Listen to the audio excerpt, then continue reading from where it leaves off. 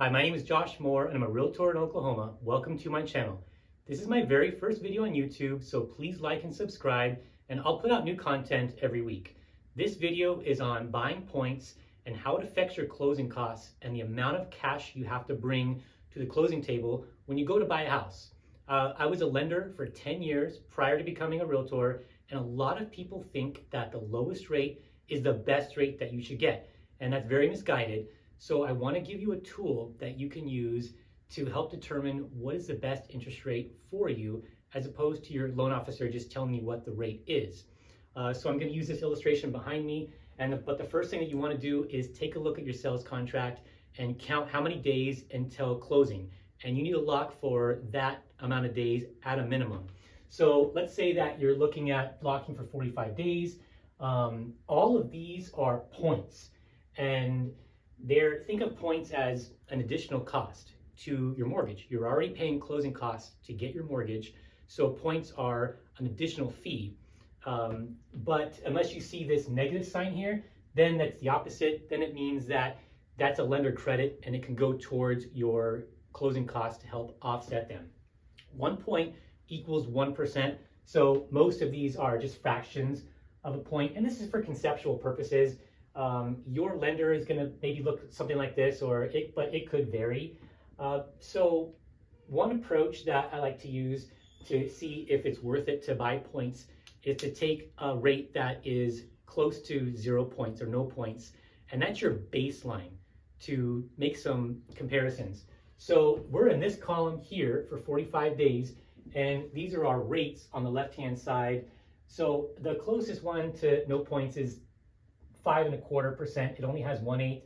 So we'll look at comparing that to 5% and see if it's worth it to buy your rate down and pay the points so you can have a lower interest rate. But since you're paying extra fees, we want to do the math and see if it makes sense.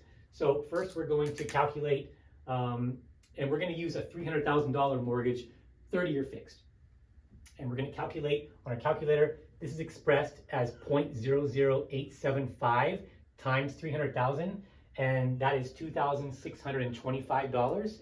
And then we're going to compute 5.25%, 1/8 of a point. That's $375. So this is our formula to see if you should buy down your rate. We take the difference in cost between two rates and we divide that by the difference in monthly payment. So the difference in cost is $22.50, and the difference in monthly payment, we'll calculate that right now, but I have a financial calculator that I use to do that, and in another video I'll post that in the link and show you how I use my financial calculator. So I already did this. We'll start with the higher one. 5.25 has a principal and interest payment of $16.57. Okay, we're going to find the difference of the lower rate, 5%, and that has a principal and interest of $16.10 per month. So the difference is 47, and we'll put that here, the difference in monthly payment, and the result is 48 months. So 4 years, that's how long you would have to hold your mortgage in order to justify paying the points. In hindsight, if you didn't hold your mortgage for 4 years, then you probably shouldn't have paid points. And let's look at another example where you might only be living in your house very short term, 1 or 2 years.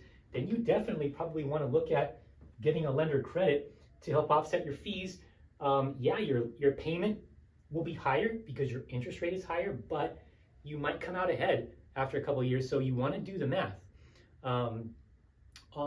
For paying points, over the long term, it always makes sense. So to do it, if you're going to hold your loan for 30 years, yeah, you should buy points. But most people don't hold their loan for that long. So you really need to think about, well, how long am I going to live in my house? And does this make sense? And to see if you are paying points, go to your loan estimate, page 2, section A, upper left-hand corner, and it'll show you there if you are paying any points. And the bottom line is buying points can be expensive and it can affect your cash to close, but it's strategic. So it may be good for you, it may not, and Hope you enjoyed this video, and please let me know in the comments any other videos that I should do, and thanks for watching.